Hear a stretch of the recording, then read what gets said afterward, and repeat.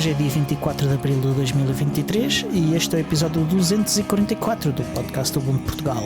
O show sobre Ubuntu, software livre e outras cenas. O meu nome é Diogo Constantino e desta vez não me enganei a dizer. E tenho comigo o Vasily Arkhipov. Zdravstvuyte. E o Zé Gorila. Hey. Pronto, muito bem-vindos a este podcast. Como é que foi a vossa semana? Contem-me tudo. Foi boa. Tudo. Foi uma semana muito fixe. Eu tenho uma pergunta para o Zé Gorila. O apelido Gorila é do animal ou é das pastilhas? É do meu pai. O teu pai, o apelido é Gorila? Ok. João Gorila. Pronto.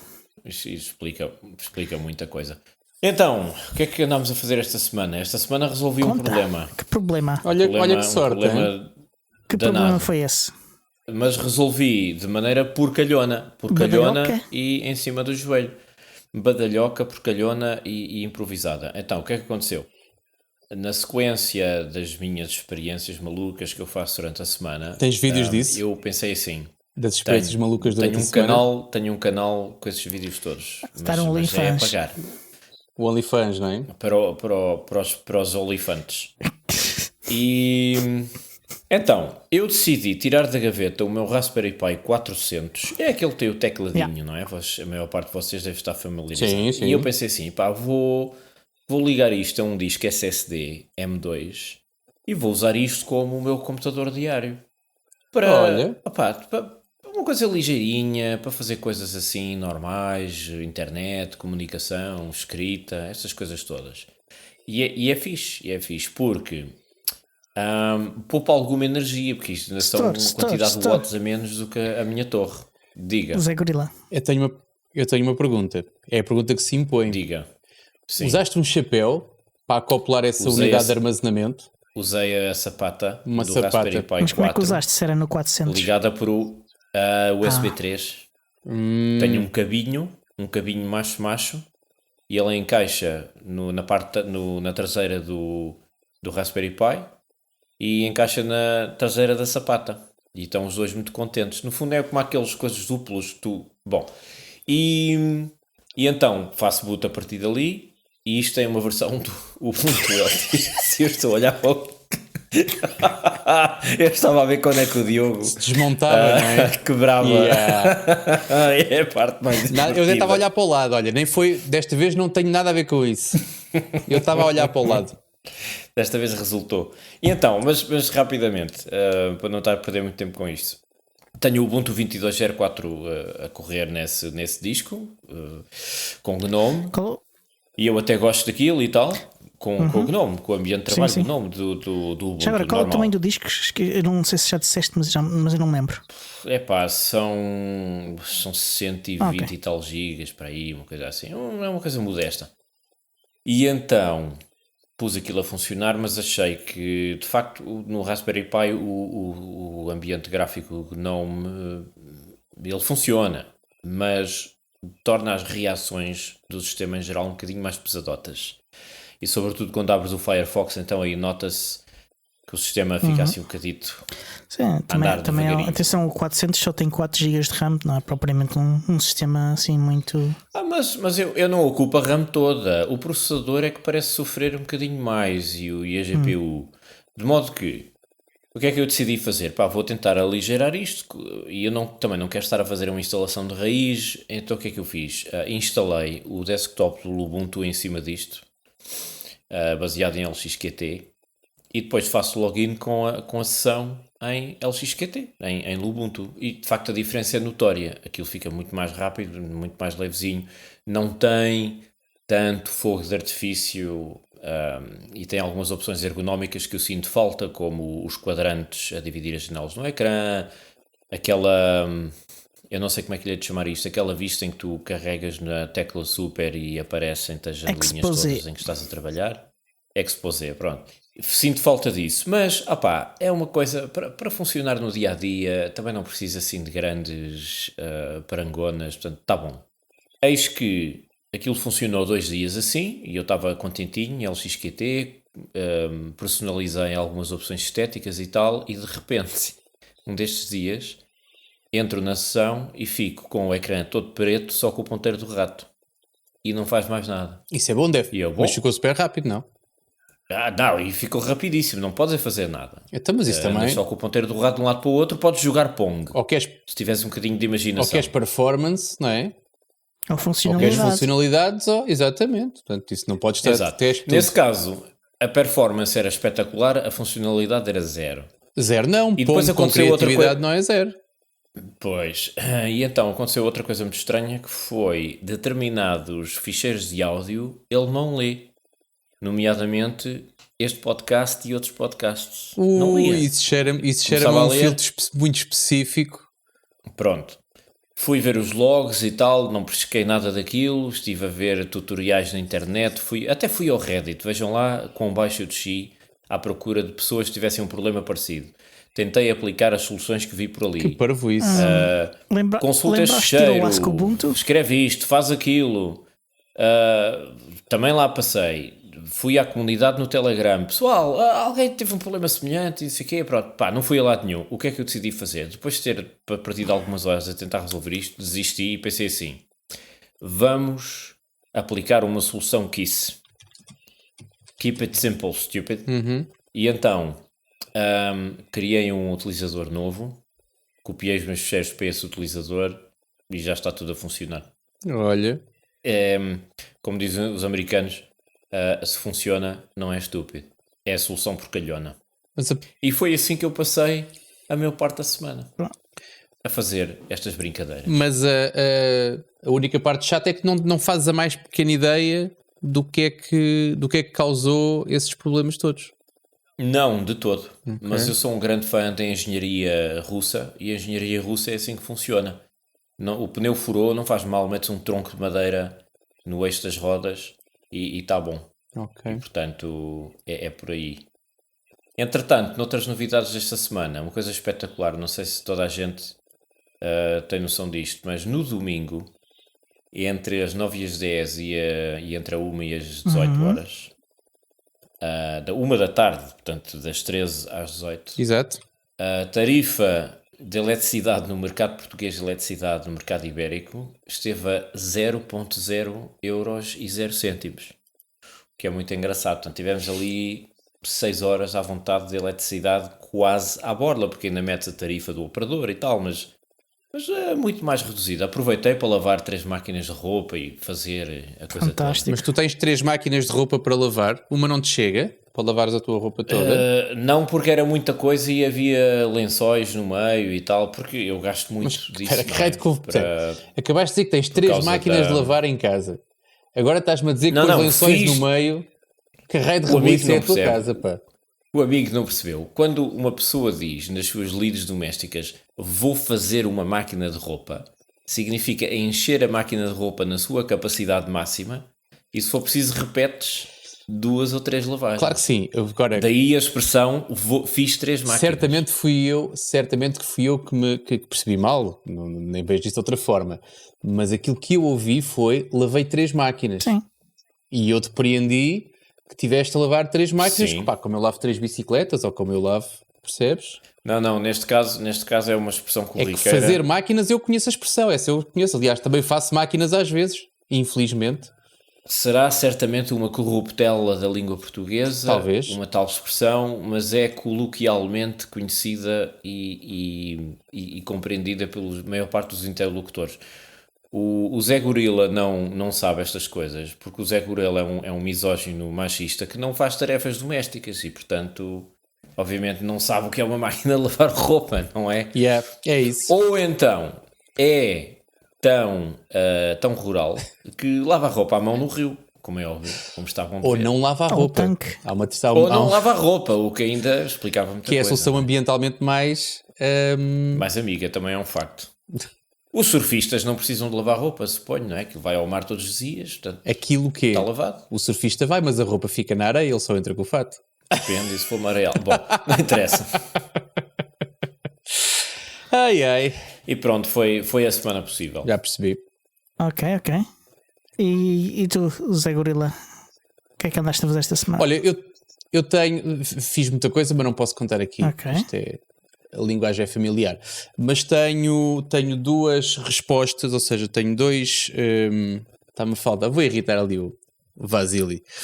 Tenho 2 feedbacks para dar a ouvintes. Não Tens 2 retornos não para são, dar? Não são retornos, são mesmo feedbacks. Não, fui questionado diretamente por alguém, ou seja, eu descrevi aqui na semana passada que fiz algumas afinações aqui na minha fatura da luz e estou bastante contente com isso, com os resultados. E no outro dia o dia estava muito encoberto e recebi uma mensagem de alguém que me perguntava: ouve lá, não é nestes dias que tu te arrependes de ter feito a tarifa bi-horária? Porque, ou seja, quando está muito encoberto, aquilo que é suposto ser os meus painéis solares alimentarem o período de... Eu não sei como é que ele se chama, aquele período em que a eletricidade é mais cara durante o dia. Pontas. Pois o resto é o vazio, não é? O vazio é de noite e as pontas é o de dia, é isso? Ou fora de vazio. No caso do bi-horário, acho que é vazio, fora de vazio. Pronto, eu acho que aquilo é... Pronto, seja como for, onde a eletricidade é mais cara. E, de facto, eu fui olhar para os gráficos e não é a coisa mais animadora do mundo, não é? Portanto, desde nós fizemos um plano a contar que há sempre sol. Em dias normais há sol, entre as 8 da manhã e as 8 da noite, bastante mais que as 8 da noite nesta altura, mas há sol. Agora, quando de facto não está encoberto, é uma chatice. Agora, o que é que eu penso logo a seguir? Pessoal, descansem, muito obrigado pela vossa preocupação, mas o que eu tenho que pensar é nos outros 364 dias, ou nos outros 360 dias, em que de facto a regra se aplica e eu durante o dia consumo próximo de 0 eletricidade da rede. Portanto, pessoas que estejam a pensar nesta solução e que tenham condições para isso, como é óbvio, eu continuo a achar que é uma boa decisão. Claro que estas coisas refletem-se e faz-se o balanço a 12 meses, não é uma coisa para fazer de um dia para o outro, mas nesta altura está tudo bem. O segundo feedback que eu queria dar tem que ver com... Recebi algumas mensagens de pessoas nas últimas semanas preocupadas com a minha sanidade mental por estar a usar, por razões profissionais, um sistema operativo de qualidade duvidosa, e posso deixar as pessoas descansadas que na passada sexta-feira iniciei o processo de migração. Portanto, e neste momento já estou... Portanto, hoje foi o primeiro dia em que eu estive longe de sistemas operativos menores e a trabalhar, portanto não estive de folga e portanto estou a usar nesta altura já um computador com um sistema operativo em condições. Não é ainda a solução final, é ainda uma prova de conceito, mas o que eu posso dizer é, e pessoas que possam estar a passar pelo mesmo ou que queiram arriscar, usei a velha técnica de enfiar uma pen USB 3, daquelas bem pequeninas para não estrovar, de 64 GB e instalei o Ubuntu 22.04 nessa pen USB. Portanto, o que eu estou a fazer nesta altura é... O UEFI é um bocado esquisito de gerir. Eu gostava mais quando aquilo era direitinho e tu ias à BIOS e dizias que querias arrancar pela pen USB. Devo estar muito destreinado dessas coisas que não dei conta do recado, portanto aquilo basicamente vai ao UEFI que está no disco rígido, que tem lá os sistemas operativos todos que aquilo trazia, e depois escolho então aquilo que eu quero arrancar. Reparei que na UEFI tenho uma opção de, além de escolher a unidade pela qual quero arrancar, dentro dessa unidade eu depois posso ainda escolher uma subescolha que me permite arrancar da pen USB, portanto estou super tranquilo. De vez em quando, aquilo deve ser quando está a ler ou a escrever, provavelmente a escrever, quando está a escrever, de vez em quando nota-se que alguma coisa não está perfeita ainda, né? Portanto é preciso dar ali um compasso de espera, mas não perdi, antes pelo contrário, não só não perdi produtividade hoje, como ainda aumentei a minha produtividade, porque estou bastante mais familiarizado a trabalhar com estas ferramentas, com o Ubuntu do que com outros, exatamente, do que com o sistema operativo. Mas pronto, e dos meus últimos dias é essencialmente isto. Ok. E tu, Diogo? Olha, eu estou quase totalmente recuperado aqui da constipação que eu tive. Da cabeça? Não, isso já não tem remédio. Isso já, pronto, é a vida. Eu sou o único aqui que tem alguma sanidade mental, não é? Vocês já estão todos queimadinhos. Vocês quem? Vocês os dois, o Zé Gorila e o Constantino. Eu já nasci assim. Pronto. Ok. Há uma música muito conhecida sobre isso mesmo. Pois. Ok. E então, Diogo, tu estás melhor de quê exatamente? Da constipação que tive a semana passada. Ele disse, tu é que não ouviste. Constipação. E além disso, estive a fazer upgrades. Acho que os upgrades ajudaram também a melhorar mais rapidamente. Pelo menos animou o espírito. Fizeste atualizações a ti não, ou ao computador? A várias coisas. Para já, ao smartphone que uso. É verdade. Mas como contei a semana passada, eu tive um problema com o meu Vodafone X e durante vários dias pensei que ele estava definitivamente transformado num tijolo. Enquanto Já tinhas recuperado, falaste com as pessoas certas, que te deram as ferramentas erradas, não sei o quê. sim, mas demorou vários dias entre um ponto e o outro. Ok. E nesses dias do meio eu comprei outro. Comprei um Fairphone 4. Aproveitei a desculpa e comprei um Fairphone 4. Ou seja, no fundo só estavas à espera de um pretexto. Pronto. Bricou o telefone. Oh, que chatice, pá. Agora tenho que comprar outro, pá. Comprei um Fairphone 4 que funciona muito bem. Eu comprei a versão de 8 GB de RAM e 256 GB de storage. E pá, a performance do Ubuntu Touch nisto é fenomenal, é muito, muito boa. Estou a correr Focal, a versão mais recente. Ele tem ainda disponível a Chenille, mas já tem também a Focal. E pá, ainda há poucas apps para Focal. Os developers ainda estão a fazer o upgrade das aplicações para Focal. Mas tirando isso, estou muito contente com o telefone. A câmera é maravilhosa, é muito boa. E pá, e a performance é mesmo muito, muito boa. Estou maravilhoso. É desta que te vamos ver no Instagram? Não. Há uma coisa que ainda não está disponível e não sei se vai estar, mas é muito provável porque está no Fairphone 3, que é o Android. Ainda não está disponível para o Fairphone 4. Mas espera, deixa-me só interromper. Que versão do Ubuntu é que tu tens instalada nesse Fairphone 4? E qual era a mais recente? Sim. Não era essa? E o Android... Que versão de Android é que aquilo precisa? Precisa de que o kernel seja tenha sido compilado para Android 9 ou mais recente. 9 ou mais recente? Eu tinha a ideia que era o 11. Não, mas é o 9 ou mais recente. Okay. O Fairphone 4 vem com Android 11. Pode-se ver essa confusão. Sim. Se bem que ele já tem disponível agora o 13, o que é. E estou muito contente. Ainda não experimentei também correr VMs. Explica lá quanto é que foi o estrago. O estrago foi elevado. Isso é o que a gente quer saber, pá. O estrago foi elevado porque ainda por cima ele não fez por menos e foi logo para a versão mais cara. Comprei uma capa. Ou se faz ou não se faz. Acho comprei muito bem. Uma capa proteção e mais aquilo que se põe no ecrã também para proteger e um cabo. Portanto, ficou em 700 euros, acho eu, e qualquer coisa. O Diogo peça o Lucky Luke com um telefone de cada lado. Agora já desbricou agora tem outro boeda rápido, mais rápido que a própria sombra. Ainda não acabei de migrar de um para o outro, por exemplo, não passei os contactos, não passei assim uma série de coisas, eu não tive paciência para isso. E pronto, e aí, em termos de smartphone, este foi o upgrade. E já agora saúde aqui o Tiago Carreira, que está aqui a dizer olá a nós, aqui no chat do YouTube. Alice. Olá, Tiago Carreira.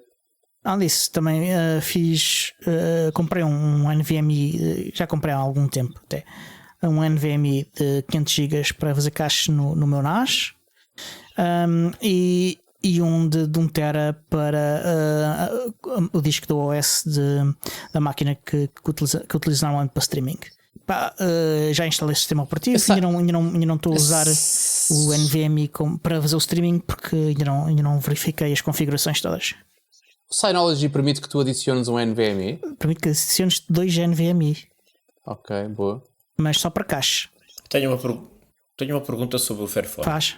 Como é que tu costumas sincronizar os contactos do telefone? Exporto o fecheiro com o comando do Evolution Data Server e importo também com o comando do Evolution Data Server. É a única forma de fazer. Quer dizer, sem usar os serviços de Google e essas coisas todas, pelo menos. Pois é, aí que eu queria chegar. Consegues usar o Nextcloud. Também dá? Ok, pronto. Sim.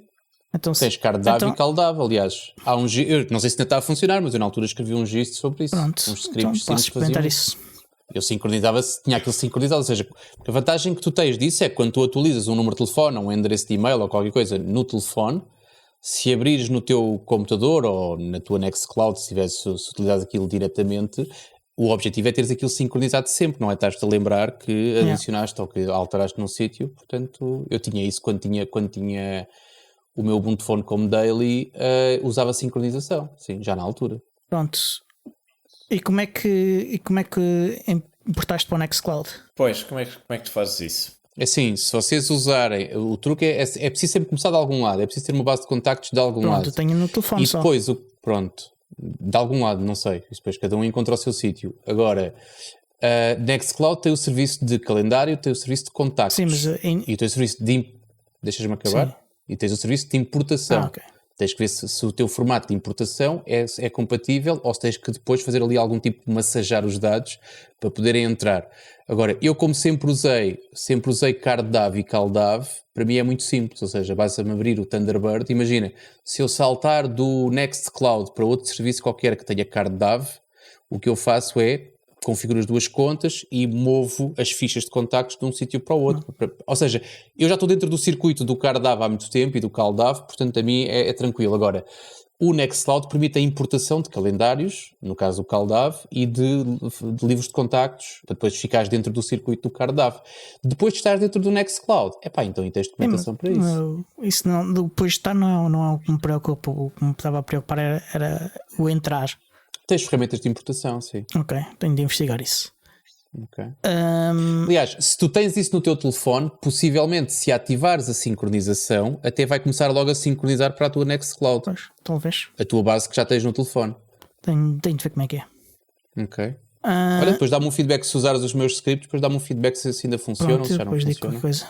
Eu começo a ver que há muitas coisas que beneficiam de um servidor de Nextcloud e eu tenho de começar a pensar seriamente em como é que eu monto uma coisa dessas. Olha, para tudo. Uma sapata.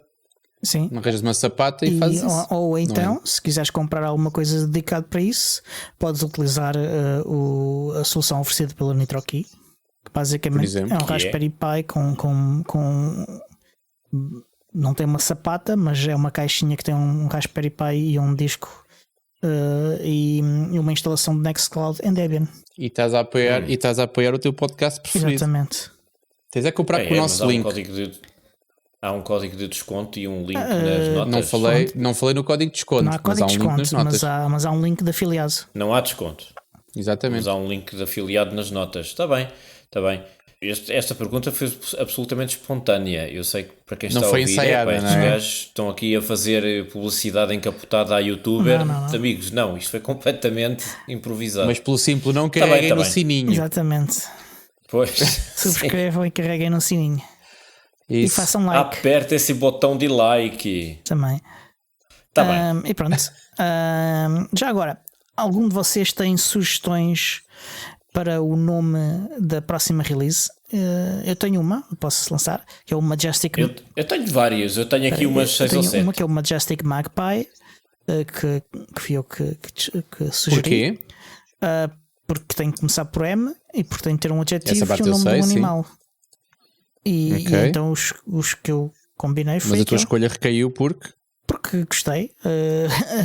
Achei que Majestic era um adjetivo interessante e Magpie é um animal africano que ainda não foi usado.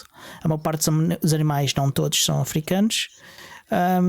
Portanto, eu achei que era uma boa previsão.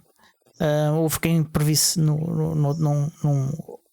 grupo de Telegram de um outro podcast, o Massive Moose, que eu achei piada. Olha. Alguma sugestão, vocês? Eu tenho. Eu tenho aqui algumas que eu me fui lembrando antes de nós começarmos a gravar. Myopic Monkey. Macaco miúdo. Qual? Myopic Monkey. Myopic Monkey. Tão bom. Mental Macaque, que é macaco maluco. Yeah. Melancholic Morsa, uma morsa melancólica. Mighty Mouse. Morsa também tenho. Mindful Mosquito, que é um mosquito que faz meditação, mas é muito irritante. E também faz yoga em cima de uma prancha de pedal no meio da lagoa. Sim, mosquito. sempre. E depois vai parar ao alto mar e tal, aquelas coisas normais. E finalmente Magnetic Mule, que é um bocadinho uma homenagem ao software de torrents que eu usava há 20 anos atrás. Muito bem. Exatamente. Eu acho que há aí um que tem um bocadinho de possibilidades. Agora, só, eu vi potencial no monte deles, pá. E myopics e mentals. O Mighty Mouse é o nome de um desenho animado, sem dúvida. Portanto, aí estás tramado. Mas o resto, pá, a Canonical tem que ter coragem, tem de arriscar um bocadinho e ir à procura dos nomes que surpreendam o mercado, pá. Muito bem. Então como é que chama esta distribuição? É o macaco miúpe. Que é uma proposta de valor, deixa-me imaginar. Exato, é uma proposta de valor acrescentado. Pois. Mais nada. Isto não basta só fazer alojamentos locais e pôr a placa na porta, tens que ser diferente. Pronto. Certo. Pois olha, eu depois das 50 sugestões do Vasily até fico incomodado, mas vou dizer na mesma, que eu não tenho vergonha. A minha sugestão é só uma singela, que é Magic Morsa, que é bem bonito. Não é mau. Simples, bonito. Não é nada mau. É bem bonito. Mas olha que Mental Mosquito, eu ficava com essa. Mental Mosquito. Mosquito. Ser, sim. Parece o nome de um super-herói. Não é? Parece a formiga atómica, mas... Eu acho que é mais um super-vilão. Nesse cara é um super-herói com problemas mentais. Um super-vilão é um super-herói de alguém. Não, desculpa lá. Tem que haver um super-herói com problemas de saúde mental para ter representatividade. Exatamente. Caramba. São as cotas, pá, tem que ser. Muito bem. Então, a Marvel faz isso o tempo todo. Pronto. Não falta, são heróis de várias origens e etc. Okay. E agora vamos à nossa agenda. Olha, isso é que é serviço. Ora, neste momento só temos um evento programado, que é a Festa Lunar no Centro Linux no próximo dia 29 de Abril, sábado, em que vamos poder dar a oportunidade a todos de experimentar ou até de instalar ou fazer upgrade do Ubuntu Lunar Lobster. Boa. E a que horas é isso? O evento começa às 11h30 da manhã, interrompe o almoço e depois retoma da parte da tarde. Sim, senhor. E as inscrições, quando é que estão abertas? Já estão agora, abertas? neste momento, estão abertas. Então, e onde é que eu me posso inscrever? É ir ao site que está... É o lunar.centrolinux.pt, mas o link está nas notas do episódio. Mas o Miguel está-te a perguntar para quem não está a ler, pá, Diogo, então, tinhas de perceber essa, pá. O homem está a mandar a linha há não sei quanto tempo e tu não estás a apanhar isto o é tipo aquelas entrevistas, é como aquelas entrevistas que alguns jornalistas fazem com políticos, é que eles já estão combinados um com o outro. Olha, tu vais-me perguntar isto, mas não me perguntes aquilo. Okay. Sim. É assim. Exatamente. Entretanto, se quiserem apoiar aqui o nosso podcast, há várias formas de fazer. Uma é comprarem produtos da Nitroki usando o nosso link de afiliados, como que já mencionámos há bocado. Como o Vasily vai fazer. Exatamente. Sim. Ou então comprar livros ou cursos ou o que for no Humble Bundle. Também temos links de afiliados. Neste momento há dois bundles no Humble Bundle que estão disponíveis, e que nós achamos particularmente interessantes no contexto do nosso podcast. Um é o Web Development Book Bundle pela Pragmatic e o outro é o Machine Learning and AI From Zero to Hero pela Pact. E pronto, e é isso. Se quiserem, já sabem, é uma boa oportunidade para aprenderem umas coisas e apoiarem o vosso podcast preferido. Eu desconfio que essa coisa do Machine Learning e AI vai sair que nem pãezinhos. Eu espero quentes. Que sim, porque a Pact é a fúria da malta. Eu gosto muito da Pact porque publica sempre conteúdo sem DRM e é um conteúdo interessante e é uma forma também de nos apoiarem, portanto espero muito que vão lá todos subscrever aquilo, aliás, comprar. Ora, e com isto voltamos aqui à nossa mariscada. Eu continuei aqui no... Isso explica o vinho verde. Pronto. Acompanha bem, é um facto. Eu continuei a testar o Ubuntu 23.04 e os seus sabores. E voltei a testar o próprio Ubuntu 23.04, que já tinha dito que tinha testado a beta, mas agora testei a release mesmo.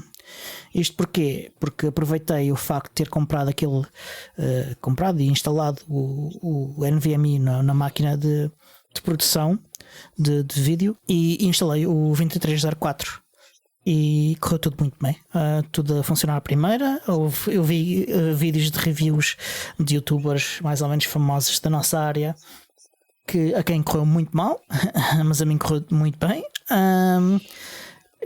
pronto, a pena. Pode ser que o bug seja ultrapassado em breve. Os bugs que ele teve. É pena ou é sorte? Ou sorte, não sei. Eu experimentei em várias máquinas, ele só experimentou em uma, portanto não sei se é sorte, se é muita sorte, se é muito azar dele. Portanto, mas é um facto, aconteceu uma coisa a um e outra coisa a outra, e ambas são verdade. Há alterações no instalador. Lembro-me de ter referido que havia algumas coisas que estavam a funcionar e que estavam a ser feitas no instalador em vez de ser feita pós-instalação, mas algumas delas foram removidas e ficou apenas a questão da seleção do tema. Portanto, aquela pré-configuração das opções de privacidade e já não lembro o que é que era mais. Foram as contas, e as contas, sim, as contas. Essa parte saiu. É uma pena, porque eu acho que é um momento ideal para apresentar isso ao utilizador, era a instalação. E isso não aparece quando tu vais para a instalação pela primeira vez? Não, quando arrancas pela primeira vez, sim. Quando arrancas pela primeira vez. No primeiro login, sim. Sim, mas eu acho que o ideal era mesmo durante a instalação. E acho que outra coisa, porque sempre, principalmente para as definições de privacidade. Mas olha que eu acho que do outro ponto de vista até faz sentido, porque imagina que estás a instalar isso para alguém que não és tu. Sim, mas isso há o OEM install que estás é mais feito. O OEM install, que é uma forma de instalar o Ubuntu, que foi desenvolvida para os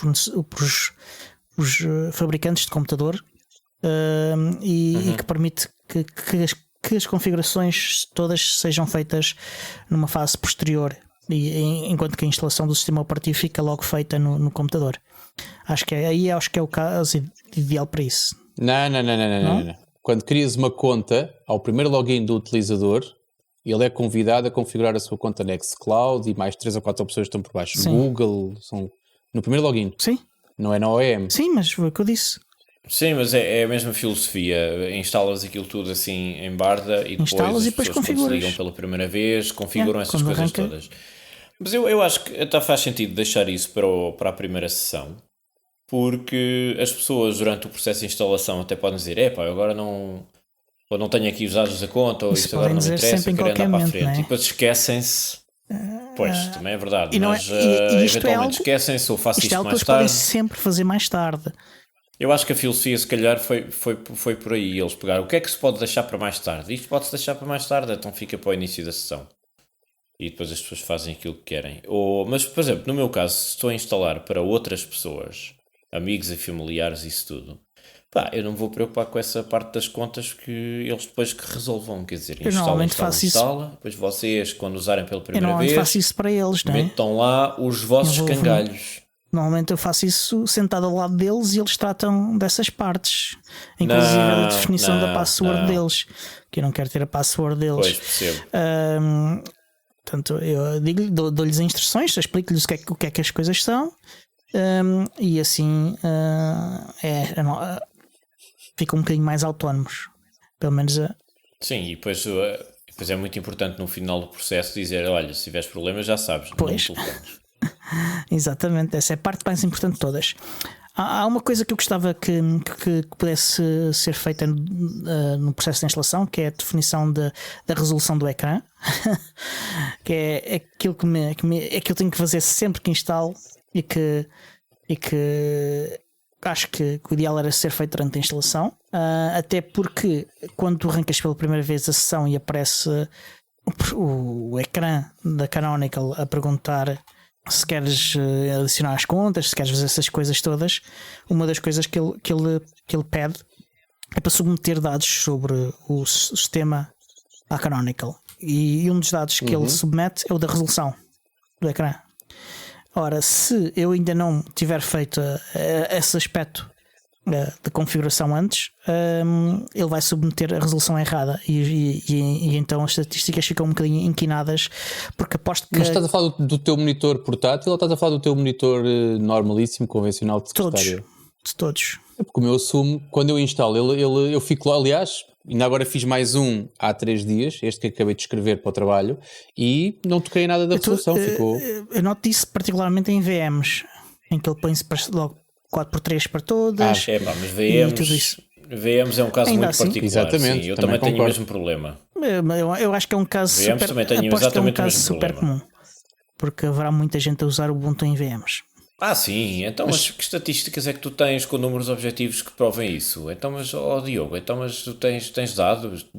Tens dados? Não tens dados? Um parecer, Então se não tem tens que ter dados, um parecer. tem que ter um parecer. Tem que ter um parecer. Exatamente. Agora, mas será que as estatísticas das VMs são tratadas com a mesma importância das instalações em hardware físico? São dados, são Não dados. é bem uma questão de importância, é uma questão de classificação Exatamente. dos dados e de organização dos dados, não é? Tu depois com os dados fazes aquilo que tu quiseres, fazes a análise que for preciso. Mas eu sei disso. A minha pergunta é exatamente, ou seja, porque uma das tuas preocupações, e é legítima, Diogo, é enquinares os resultados porque a tua resolução não está conforme aquilo que vais usar. Agora, a minha pergunta é se a própria Canonical, quando recolhe esses dados, não está ciente dessa limitação, porque quando as pessoas que instalam VMs provavelmente vão bater nesses padrões, não é? E se calhar a Canonical está habituadíssima a se calhar diluir isso no resto das estatísticas. Eu espero que seja tido em conta, mas o ideal é não ser preciso dar passos adicionais para que esses dados sejam configurados apropriadamente. Qual é que é o sistema de virtualização que tu utilizas, Diogo, habitualmente? Eu uso o KVM e Virt Manager. Ok. Como é que ou seja, tu tens que ser não há nenhum passo adicional para definir resolução, porque eu lembro que, por exemplo, no VirtualBox, tu só consegues uma definição minimamente decente depois de instalares o VirtualBox Guest Editions. Não, com o KVM isso não é preciso. Sim. E não só. Ok. E não só. No caso do VirtualBox, sim, é definitivamente o caso. Aliás, eu lembro-me que há uns tempos atrás eu tinha querido experimentar com o Ubuntu, a última versão, por pressão de pessoas de Lamego, e instalei-o em VirtualBox. Esqueci-me completamente que tinha o Virtual Coisa Manager. Instalei-o em VirtualBox e não conseguia por nada pôr a definição do ecrã correta, mesmo depois da instalação, para desistir, e depois lembrei-me, espera, eu tenho o Virtual Machine Manager, acho que eu te chamo assim, não sei. Virt Manager, e aí correu tudo bem, não tive de fazer nada. Ele apanhou automaticamente a definição do ecrã, instalou aquilo como deve ser, não tive de fazer absolutamente nada. Depois há outras distribuições que se calhar tens que ir lá afinar umas coisas e tal, mas instalações fora de ambiente virtual nunca tive assim grandes problemas. Ele assume a definição do ecrã de forma correta. Ele apanha bem. O que mais preocupa mais a mim, neste caso, é as Diogo, tens que deixar de máquinas virtuais. Tens que comprar computadores. Pá. Cada vez que quiseres uma máquina virtual nova, compras mais um computador. Sim, mais um computador. E um portátil. Claro que sim. Quem compra um Fairphone assim, só porque sim, também compra um computador. Aliás, tu podes usar o Fairphone como um computador de secretária também. É só ligar os cabos todos. Sim, em teoria sim. Ainda não experimentei isso, por acaso. Até porque não tenho uma doca para depois ligar o teclado e o rato. Mas com doca? Mas não é preciso de doca nenhuma. Então isto... O que é que tu precisas? Uma doca? Sim. Não tenho nenhum... por acaso tenho um teclado Bluetooth, tenho. Não sei onde é que ele está, mas tenho. As ideias estás a dar ao homem. Pronto. O homem estava quieto, já vai gastar mais dinheiro. Não, eu tenho. Vasily, eu tenho um teclado. Desde que abriste aquela loja de eu tenho um teclado e um rato Bluetooth. Já era vez? Agora é que me lembrei, tinha de os procurar. Pronto, está resolvido. Pois, já não lhes mexo há 4 anos, ou, pelo menos.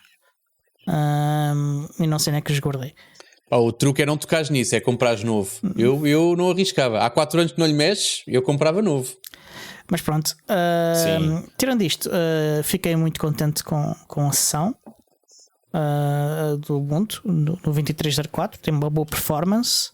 O Firefox, o Snap, está bastante rápido a arrancar, mesmo quando é a primeira vez de todas, em que ele está a gerar o perfil e tudo isso. Arrancou em 6 segundos. Isto numa VM com 2 cores e 8 GB de RAM, portanto não, é uma máquina relativamente modesta. 6 segundos. 6 segundos é arrancar muito, quando está a gerar o perfil. Para mim. É mais ou menos o mesmo que ele demora sem ter snap pela primeira vez. Depois, a arrancar em cold boot, normalmente ele arrancava em menos de 3 segundos. E sem ser em cold boot é instantâneo. Portanto, é bastante bom. Além disso, tive de volta também de outros sabores do Ubuntu. E um que eu não cheguei a experimentar foi o Ubuntu Mate. Infelizmente não tive tempo, mas estive a ler as notas de lançamento, em que o MP explica que há poucas novidades do Ubuntu Mate porque ele esteve doente e depois mudou de emprego, e então isso limitou-lhe muito o tempo disponível. Mas ainda assim houve upgrade da versão de Mate Desktop. Um membro da comunidade gerou wallpapers com lagostas robóticas usando o AI e estão bem engraçados até. O suporte para Flatpak foi removido, e o suporte para Pipewire foi adicionado com colaboração com o Eric Eichmeier do Ubuntu Studio. Portanto, fixe. É uma release sólida, curta mas sólida, diria eu. Além disso, experimentei pela primeira vez o Ubuntu Cinnamon, nunca tinha experimentado. Curiosamente, o instalador tem um wallpaper da Debian, e crashou a primeira vez que correu. Crashou em sim, VM? Sim. Okay. A sessão depois da instalação. E não foste comprar um computador só para validar se isso era da VM, se não era? Não, porque ele a seguir arrancou bem. Lancei o instalador outra vez e correu bem. E não há tempo para fazer tudo, né? E depois disso, depois de instalado, a sessão estava assim um bocado a crashar a torto e direito, mas eu fiz updates, porque havia updates para fazer, fiz um reboot e a partir daí a sessão ficou sólida. Portanto, isto não foi a versão final, foi a versão beta, portanto é normal que coisas destas aconteçam. A Wii do Cinnamon não é má, mas não é para mim. É um bocado semelhante a outra que pode fazer outros sentirem-se um bocadinho mais confortáveis por ser familiar. É bastante parecida com a do Windows, mas não é para mim. Esta distribuição ainda precisa de um bocadinho mais de assim se descobre quem patrocina o Constantino. Ainda precisa um bocadinho mais de polimento, mas está perfeitamente utilizável se vocês gostarem do Cinnamon Desktop, ou se procurarem uma experiência de utilização parecida com a do Windows. Acho que está perfeitamente, serve perfeitamente o Ubuntu Cinnamon. De 0 a 10, quanto é que tu dás à consistência desse novo flavor? Consistência, com o teste que eu fiz, é assim um bocadinho. É algo que eu não me arrisco a pronunciar muito. Mas se me falares a avaliar a experiência como um todo, eu diria um 6,5, 7, não mais que isso. Isto porque depois dos updates ele ficou sólido, não deixou de ter aqueles crashes todos que tinha. O que eu experimentei foi o Edu Ubuntu. Não sei se algum de vocês experimentou. Há muitos anos. Pronto, o Ubuntu não tinha um release há 9 anos, portanto.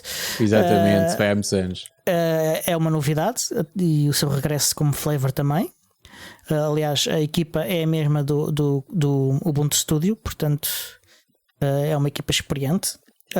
Ele está baseado na sessão do Ubuntu, ou seja, com GNOME, ao contrário do Ubuntu Studio, cuja imagem traz para a omissão o KDE Plasma, apesar de poder ser instalado em outras versões do Ubuntu. E curiosamente, uma coisa que eu reparei é que não tem um browser pré-instalado. Espera, o Ubuntu não vem com um navegador instalado? Não traz. Nem sequer com o GNOME nada. Web ou coisa assim? Não vi lá nada. Que coisa tão estranha. Então, mas como é que... Mas isso era uma beta? Era a beta, sim. Então como é que eles fazem, por exemplo, se numa sala de aula vamos pesquisar o tópico não sei das quantas? Instalam. Ok. A resposta que eu posso ter para isso. Houve aí alguém que se esqueceu Não de sei, incluir o é possível que navegador tenha no acontecido pacote, alguma ou coisa. é uma Eu opção? sei que a versão que eu experimentei não tinha um browser. Estavam indecisos qual é que havia de ser e escolheram não pôr nenhum, que é para ser democrático. Mas tinham outras aplicações. Por exemplo, tinham um cliente de e-mail que é o Geary, é menos conhecido. Já em aplicações. Nos levezinhos, é dos mais conhecidos, na categoria levezinhos. O Geary é o que vinha por omissão no Ubuntu. E no Elementary quando ainda também. usava LXDE. Ok. Eu lembro-me porque eu retirava-o sempre. Pronto. Que eu fazia uma instalação, tirava-o e punha o Thunderbird. Ok. Mas É um bom segundo cliente, ou seja, se tiveres um segundo conjunto de contas de e-mail que queres que não façam ruído na tua utilização habitual das tuas contas mais, vamos chamar, mais comuns, é um bom segundo cliente de e-mail. É uma coisa que está ali, tu abres só para ver o que é que se passa, ou... Eu gosto. Usei em tempos, agora não, mas usei em tempos, sim. não é a última bolacha do pacote, mas também não chateia. Acho que é uma boa descrição, sim. É mais ou Mal menos não isso. faz. Em termos de software para fins educativos, reconheci o Gcompris, reconheci também o Calibre, que não é tanto para fins educativos, mas é um software para gestão e leitura de e-books. E depois vi que ele tinha lá uma aplicação criada pela equipa para gerir o menu do GNOME, mas orientada para os fins específicos da distribuição, para fins educativos. E tinha também o Edubuntu Installer, que é basicamente uma versão para Edubuntu do mesmo software de base que é utilizado para o Ubuntu Studio Installer. Ou seja, ele tem lá, abres essa aplicação e ele tem lá um conjunto ou vários conjuntos pré-definidos de softwares, e conforme o propósito para o qual mais concreto, para o qual vais usar o software, o sistema, escolhes o subconjunto, e ali está organizado por idades. Portanto, software educativo para até certa idade, e depois até certo nível escolar e por aí adiante. Não explorei muito isso porque tinha tempo limitado, mas achei interessante. E Scratch? O Scratch já não se instala. O Scratch agora usa-se via browser. Então. Olha que cena. Então, mas agora já só vem via navegador de internet e eles não põem na distribuição. Mas é algo que pode-se instalar sempre. E às tantas faz parte de um daqueles subconjuntos de software que tu escolhes.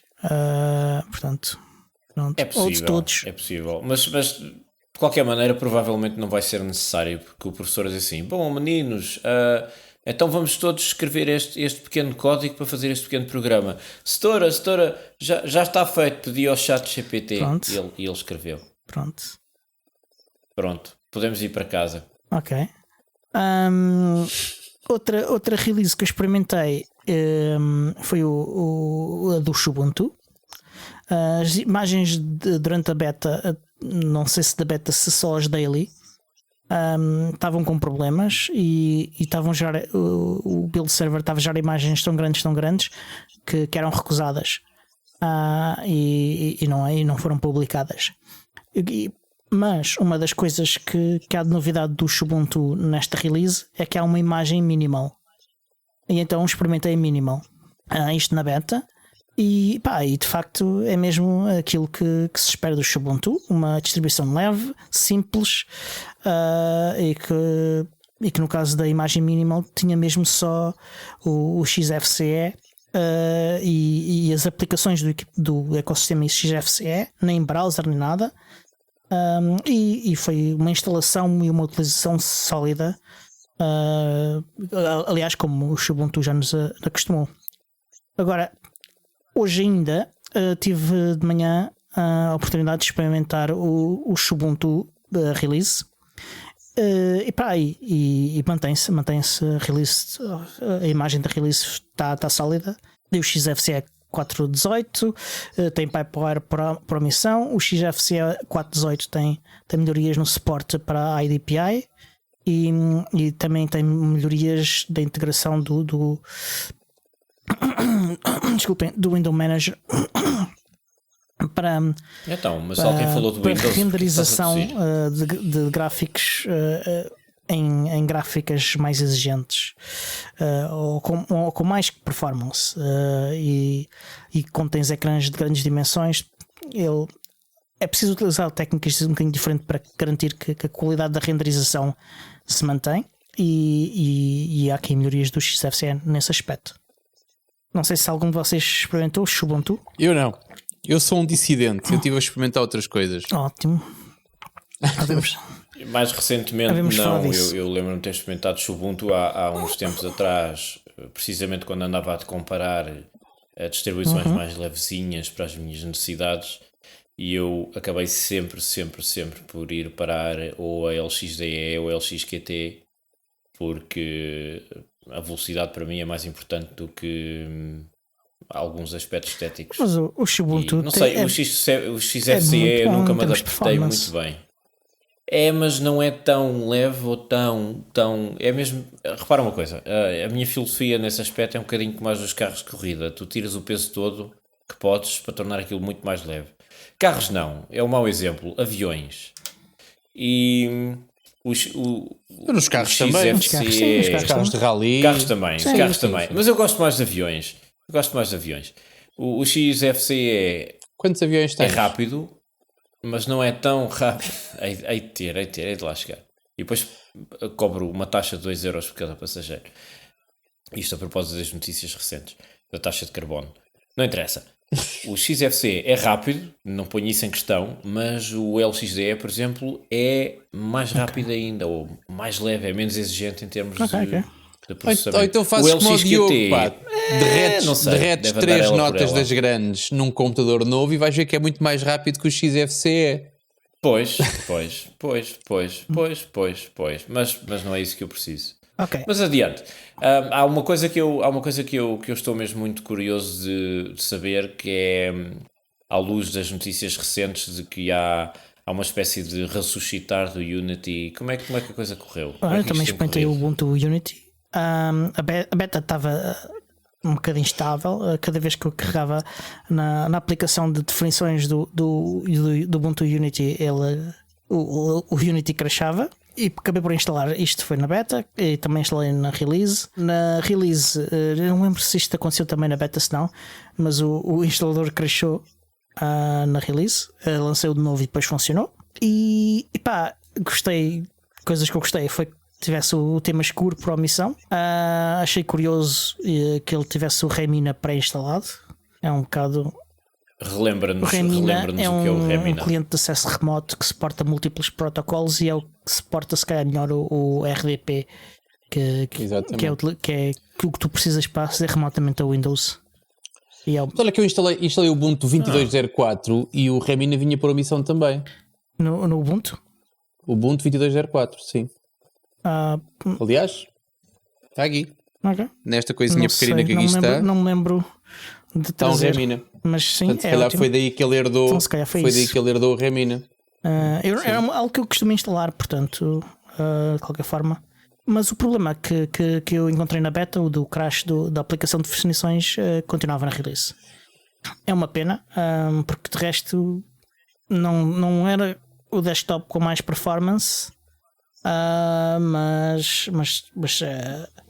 funcionava. É só aquele problema que é um bocado grande, na minha opinião. Yeah. Além disso, experimentei outra coisa que é uma novidade, que é o Ubuntu Mini ISO. É uma ISO de instalação do Ubuntu que só serve mesmo para instalar.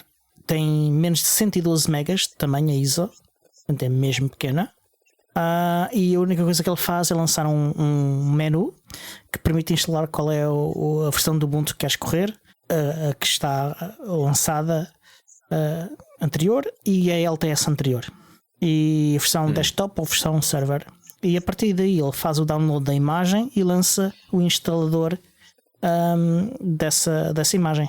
Não consigo imaginar o contexto em que as pessoas poderiam usar isto, porque para isto estar à internet a descarregar a imagem para fazer a instalação, mais vale fazer a instalação diretamente. Tens uma unidade, uma unidade que faz tudo, basicamente. Ou seja, em vez de teres uma pen que tem Ubuntu, o que for, tens uma pen que tens no teu porta-chaves e que sabes que é a porta de entrada, desde que tenhas uma boa ligação à internet, não é? Portanto, isso acho que não é preciso explicar isso, toda a gente sabe. Agora, eu não sei a quanto é que ele descarrega, se ele vai descarregar os 4 GB e tal do ISO ou se vai descarregar pacotes à medida que for instalando. Se calhar ele vai instalar pacotes. Não sei, não sei como é que é. Francamente não sei, mas ele lançou claramente o instalador da distribuição, portanto, pelo menos não sei, só se ele está otimizado para ir buscar o instalador e o instalador depois trata de tudo, isso já não sei.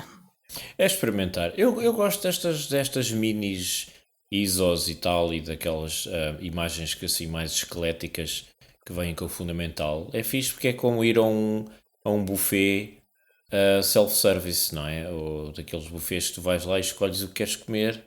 É um bocado assim, filosofia. Pagas um X e depois escolhes os ingredientes da pizza. Ok, e pronto, é isto. Acho que por hoje, não sei se vocês têm alguma coisa a acrescentar mais. Não, eu tenho vou fazer um teaser. Ok.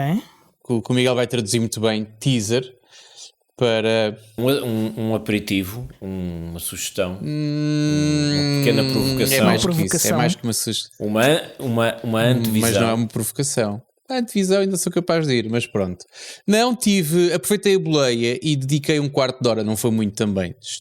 Tenho esperança de conseguir mais um bocado, mas dediquei 15 minutos a tentar averiguar pelo menos o conceito do NixOS para totós, e fiquei muito agradado. Portanto, 15 minutos deu para ver bastante.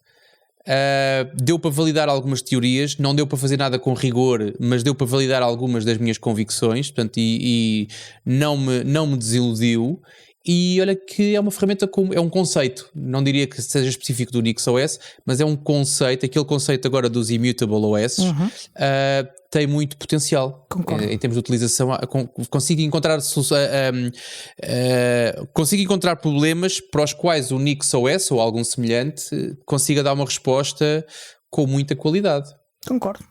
Mas ficará para um próximo episódio. Explica-me lá isso. Sim, diz. O que é isso de um Immutable OS? Na prática o conceito é, tu pegas numa imagem que instalas, certo? Conforme o Diogo aqui descreveu já 4 ou 5 vezes só neste episódio, quando tu instalas qualquer coisa, aquilo que fazes de seguida é normalmente atualizações, certo?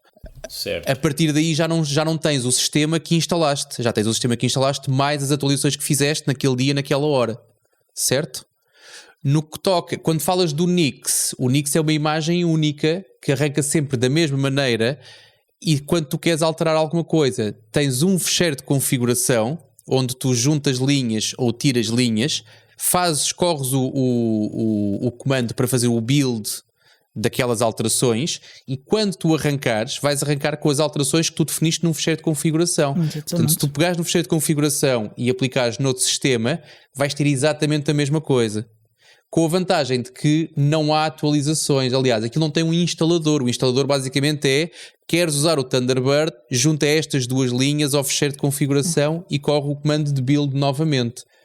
Ou seja, não é a coisa mais prática do mundo para pessoas, ou seja, aqui, o velho slogan do Ubuntu, For Human Beings, não acredito que seja For Human Beings, mas se quiseres ter aquilo como uma ferramenta de trabalho, se quiseres entregar aquilo nas mãos de um septuagenário que queres que garanta que a coisa funciona durante muito tempo, se queres que aquilo seja, lá está, uma ferramenta de trabalho para que queres garantir consistência e queres garantir que as condições são as mesmas em termos profissionais, acho que é uma ótima ferramenta. Outra característica dos sistemas imutáveis é que os sistemas de ficheiros